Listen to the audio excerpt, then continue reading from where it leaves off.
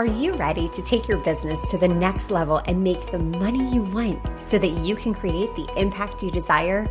Then you're in the right place.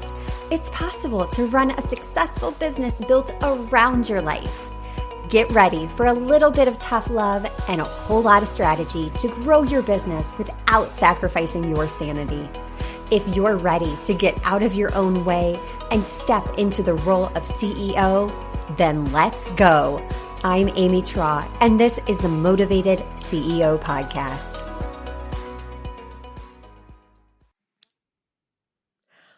Are you using data in your business to drive your decisions? I'm telling you, this is the missing piece of the puzzle that you have been looking for. Grab your notebooks, grab your pens, because today's episode is going to be packed full of strategy. These are strategies that you can use to move the needle forward, in your business, to create a sustainable business where you're making the income that you want, when you're generating a profit, when you're truly running a business and not just a side hustle, not just an expensive side hobby, whatever you want to call it. Using data is key. And why? Why data? So many clients, when they come to me, they're like, but yeah, I'm not a numbers person. And guess what? I'm not either. I literally took 3 years of math in high school. I remember my senior year. They're like, hey, do you want to sign up for calculus next year? And I don't like math. And I was like, well, do I need another math credit to graduate? And they're like, no. So guess what? Nope. I only have pre-calc under my belt. And then, the college algebra, all of that. So I'm not a numbers person in the traditional sense, but I am a numbers nerd. And why? Why am I in love with numbers now? Because data drives decisions. Our data is showing us and telling us a story. It's literally there to show us in our business. This is working. This is not working. Clients are coming from here. They're not coming from there. This is where I should focus my marketing efforts on because this is working. They give us such valuable feedback that when we leverage them properly, can be like pouring fuel on a fire. And when you know your numbers, when you know your target, you can reverse engineer any goal, no matter if that goal is $1 million or $100. It doesn't matter. Your goal is unique to you. But where do you start? This whole entire process can feel so overwhelming when you're like, but I'm already doing all the things.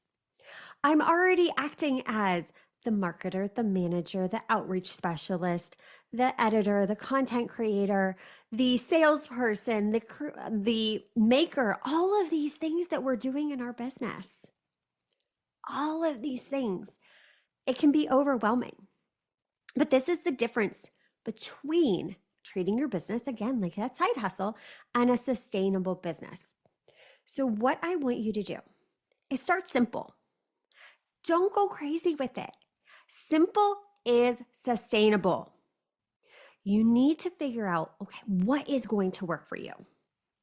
So for me, I've become intentional about blocking time out on my schedule. Fridays are my CEO day. Fridays are my get stuff done day. And I use this to work on my business, to really focus on growing the business in a way that feels good to me, to take the time out. And I have my weekly tasks that I do every Friday.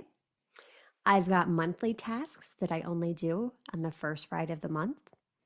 And then I also have blocked out times for my CEO days where I'm really going into each system and asking myself, how can I make this better? How can I make this more efficient?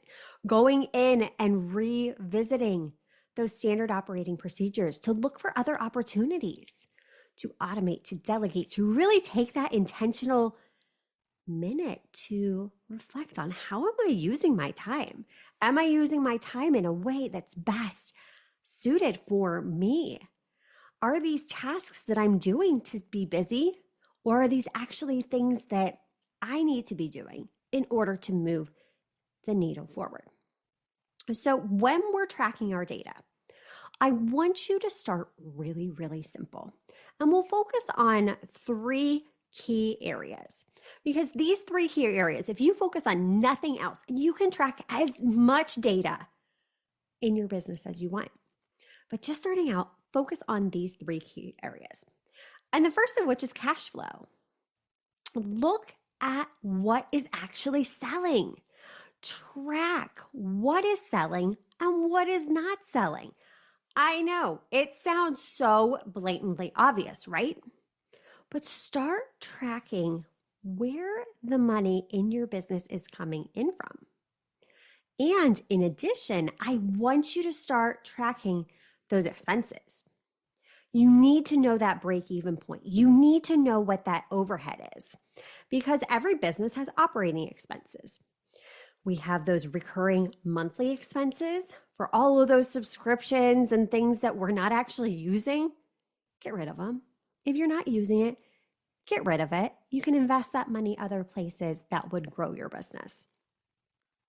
So you have your monthly cash flow, your monthly expenses, and then what I want you to do is any yearly expense that you have. So for me, things like Zoom and Canva, all of the other stuff that's a one time a year, divide that by 12 and take that figure and add it to your monthly expenses. Add up all those monthly expenses, and then you know your overhead. This is your break-even point. This is how much money you need in your business to level out, to be at 0, right? We don't want to be operating in the red. We want a profitable business. We want to be making a profit.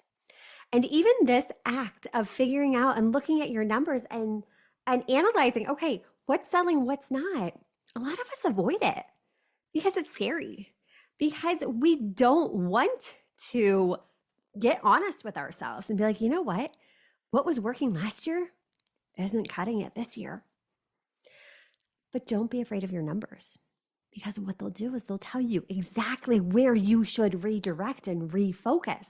All right, this is working really, really well. This is selling really, really well.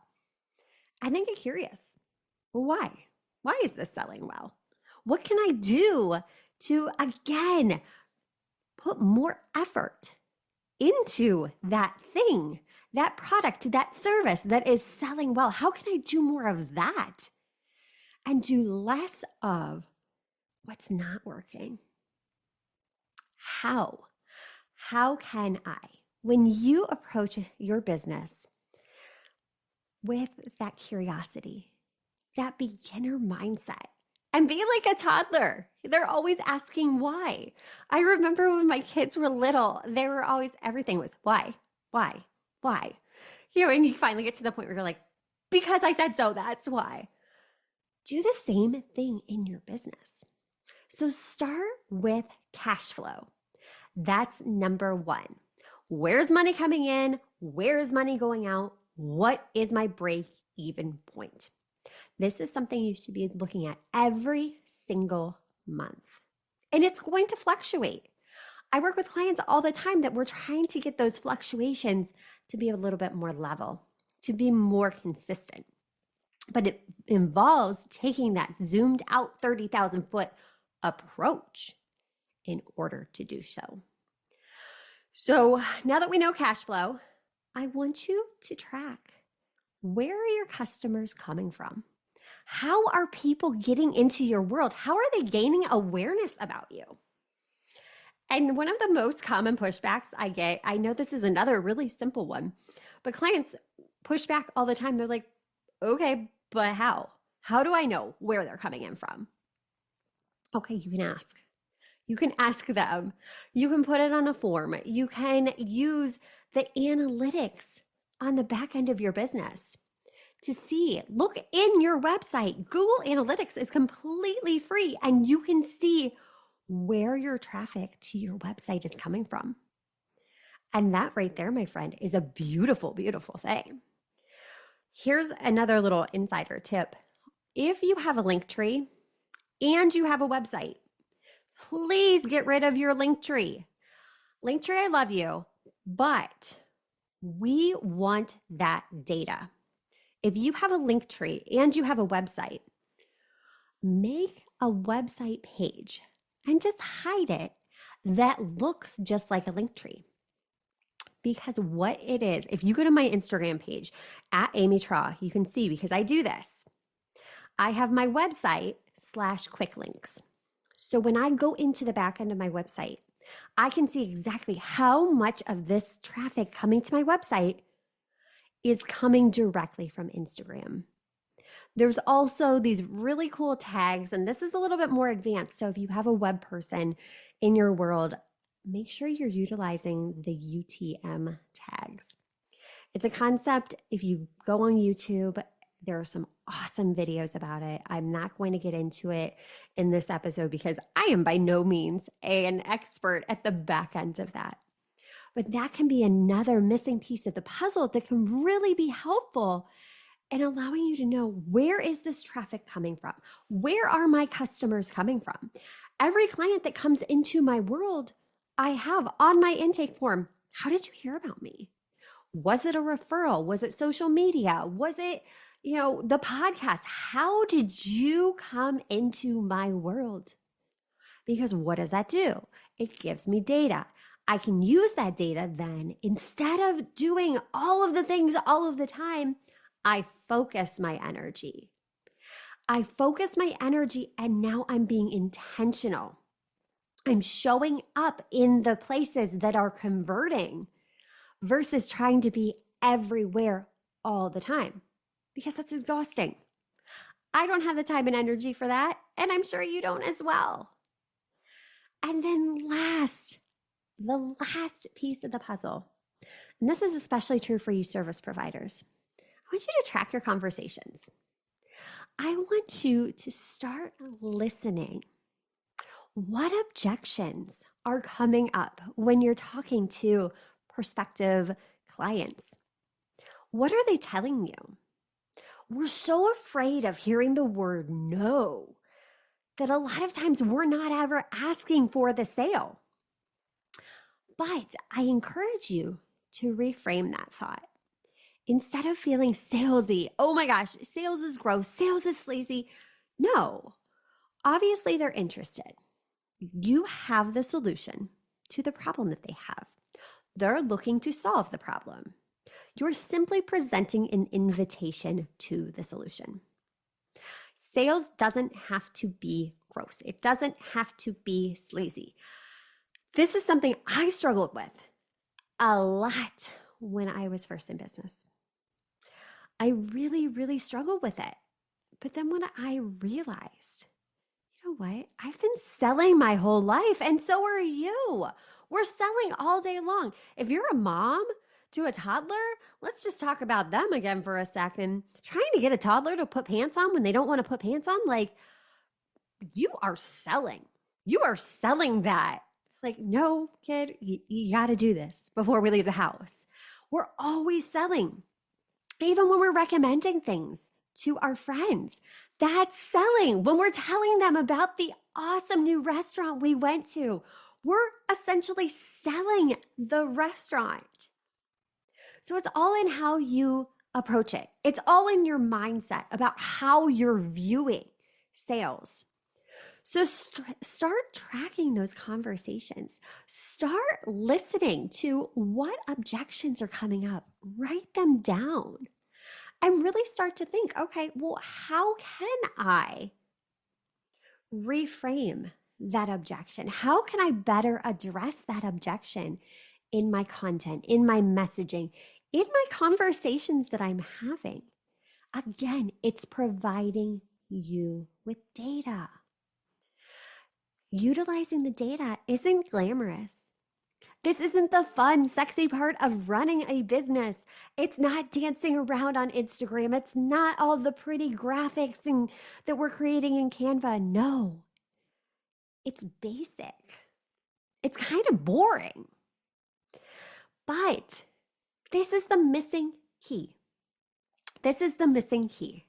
And it's important that when you're looking at your cash flow, you're looking at where your customers are coming in from, and you're looking at your conversations.